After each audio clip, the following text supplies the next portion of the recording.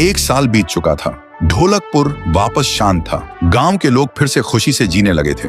हर पूर्णिमा को लोग एक दिया जलाकर ठुन ठुन ठुन साहुर को याद करते थे। पर एक रात कुछ ऐसा हुआ जो फिर से सब कुछ बदल के रख दिया। ढोलकपुर वापस शांत था। गांव के लोग फिर से खुशी से जीने लगे थे। हर पूर्णिमा को लोग एक दिया जलाकर ठुन ठुन ठुन साहुर को याद करते थे। पर एक रात कुछ ऐसा हुआ जो फिर से सब कुछ बदल के रख दिया। लाशें फिर से मिलने लगी। हर 2 दिन बाद किसी न किसी के घर के सामने एक कटी हुई लाश पड़ी होती। गांव फिर से कांप उठा। एक दिन सब लोग महाराज के पास पहुंचते हैं और रो रो कर गांव की घटनाओं के बारे में बताते हैं। रात को महाराज 2 सेनापतियों से कहते हैं, जाओ और खोजो इस कांड के पीछे कौन है। लेकिन सुबह सिर्फ उनकी लाशें लौट कर आईं। एक का सिर था ही नहीं, दूसरे के पैर कट चुके थे।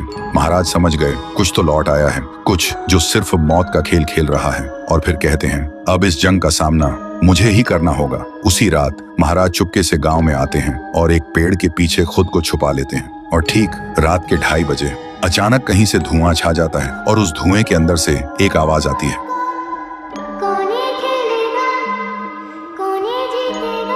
और फिर धुएं के बीच से निकलती है एक गुड़िया, गोल आंखें, एक बेजान सी मुस्कान, लेकिन चेहरा मौत का पैगाम।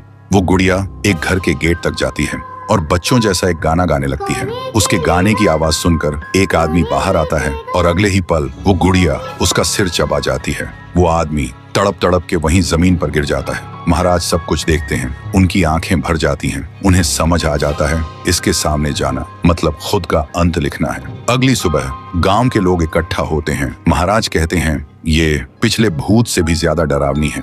इसे सिर्फ वही हरा सकता है जो मौत को पहले ही हरा चुका है। और फिर एक पूर्णिमा की रात सब लोग दिया जलाकर पुकारते हैं, आप वापस आइए, आपके बिना ये गांव जिंदा तो है पर जीने जैसा नहीं। तभी एक आवाज गूंजती है, ठुंग ठुंग ठुंग ठुंग ठुंग ठुंग ठुंग ठुंग ठुंग साहुर। और उसी देह की आग से एक जलता हुआ पेड़ बनने लगता है और उसी पेड़ में से ठुन ठुन ठुन साहुर निकलता है। तभी फिर से वही धुआं छा जाता है और उसके साथ ही एक आवाज।